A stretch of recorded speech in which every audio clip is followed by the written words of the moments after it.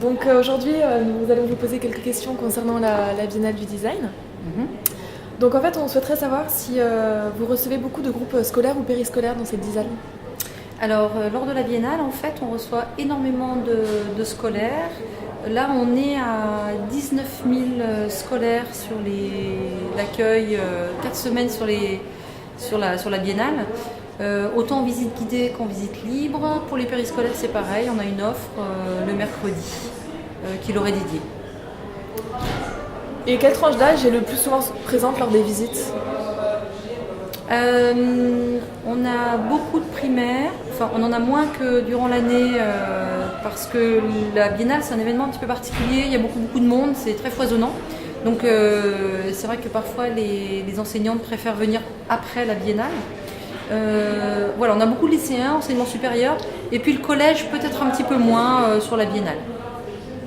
Très bien. Quel comportement adoptez-vous selon la tranche d'âge que vous recevez au niveau des visites? Donc les médiateurs sont formés pour adapter leur discours. Ils vont définir le design de façon plus ou moins élaborée en fonction de l'âge des scolaires. Et ensuite, ils vont aussi choisir des projets, ils vont cibler leur parcours, avoir un contenu plus ou moins court aussi. Parce que si on abreuve d'informations des enfants entre 8 et 10 ans, ils n'ont pas le temps en fait de tout digérer. Donc on va dire que la chance qu'on a, c'est que le site est très grand, qu'on voit entre 2 et 3 expositions, qu'il y a des temps de déplacement. Et finalement, ces temps de déplacement, c'est comme des petites pauses qu'on va faire entre chaque exposition. Donc la durée, elle varie aussi en fonction de l'âge et les activités vous en proposez durant la visite pour les jeunes? Voilà, alors normalement, une visite guidée, c'est 1h30. 1h30, ça comprend l'introduction, ça comprend les déplacements, un petit temps de conclusion. Et puis pour les activités, la visite guidée, c'est, on va dire, déjà une activité. Et pour les plus jeunes, entre 6 et 11 ans, on a un atelier qui a été imaginé par une designer qui s'appelle Yona Vautrin. Et c'est un atelier qui sensibilise au design graphique. Quelle technique utilisez-vous pour garder l'attention du groupe? Donc justement en fonction de s'ils sont plus jeunes ou pas? Les faire asseoir. Parfois, il faut les faire asseoir parce que c'est fatigant une visite guidée. Les tout petits, ils sont fatigables. Il faut accepter que dans un groupe, on n'ait pas l'attention de tout le monde en même temps. Il faut parfois reconcentrer les gens, c'est-à-dire entre deux visites. Parfois, il faut faire un petit peu d'autorité pour attendre, parler avec une voix assez forte. Être entendu, c'est compliqué parce que vous allez voir les espaces, on a beaucoup de pertes en fait, et beaucoup de résonance et beaucoup de groupes. Voilà, ce sont des petites techniques. Il y en a qui préfèrent se taire. Et puis progressivement, les gens vont arrêter de parler, les élèves vont arrêter de parler, puis se reconcentrer. Voilà.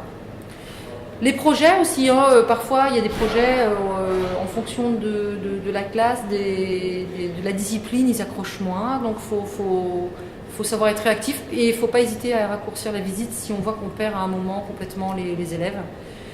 Voilà. Il faut que ça reste un plaisir, il faut que venir à la Biennale, venir voir des expositions, la notion de plaisir est très importante, même si on vient avec la classe. Donc parfois il y en a qui viennent un petit peu en traînant les pieds parce qu'ils viennent avec le prof, ils n'ont pas forcément l'habitude de faire des visites avec leurs parents, donc c'est associé à quelque chose de pas très rigolo. Et l'idée c'est que tous ces scolaires qu'on reçoit dans le cadre de la Biennale sont de futurs visiteurs quand ils seront un peu plus grands. C'est bien s'ils viennent par eux-mêmes, c'est bien s'ils se souviennent d'une visite où ils ont pris plaisir, où ils ont appris des choses, mais aussi ils ont pris plaisir à découvrir. Très bien. Je vous remercie. Je vous en prie. Merci, au revoir. Après cette interview, nous avons assisté à une visite guidée qui nous a permis de voir les méthodes de guidage pour un groupe scolaire. On va essayer de voir des choses un petit peu qui vous intéressent. Je vous propose de commencer, on va se déplacer vers la platine et puis on va y aller.